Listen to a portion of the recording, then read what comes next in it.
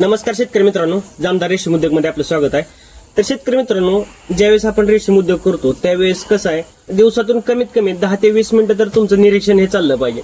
तर शेतकरी मित्रांनो, आता तुम्हाला मी दाखवतो. अशा पद्धतीने मी निरीक्षण करत असताना मला बघण्यास असं आढळलं की आपल्या बेडमध्ये अशा पद्धतीने ते व्हाईट फंगस म्हणजे पांढरी बुरशी हे बेडमध्ये आपल्या तयार झालेले आहे.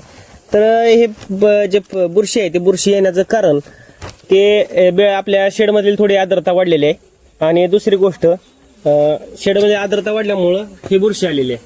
तर हे बुरशी बुरशी आल्यानंतर आपल्याला काय प्रॉब्लेम फेस करावे लागतील. तर ज्यावेळेस बुरशीचा जास्त आपल्या बेडवरती इफेक्ट होतो त्यावेळेस काय होतं की ह्या ज्या आपल्या आळ्या आहेत त्या आळ्यांनाही त्यात त्रास देतात.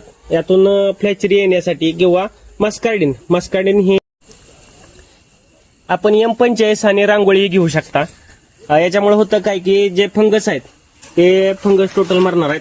M45 घेताना धानुका कंपनीचं डायटेनियम 45 लिहिलेलंच फक्त आपण M45 घ्यायचं आहे. कारण जर तुम्ही दुसरे जर कोणते M45 वगैरे घेतले तर त्यामध्ये वेगवेगळे कंटेंट असतात आणि त्यामुळे आपली आळी सुद्धा डॅमेज होऊ शकते. तर धन्यवाद शेतकरी मित्रांनो. अशाच नवनवीन माहितीसाठी तुम्ही आम्हाला लाईक करा, शेअर करा, सबस्क्राईब करा आणि फॉलो करा.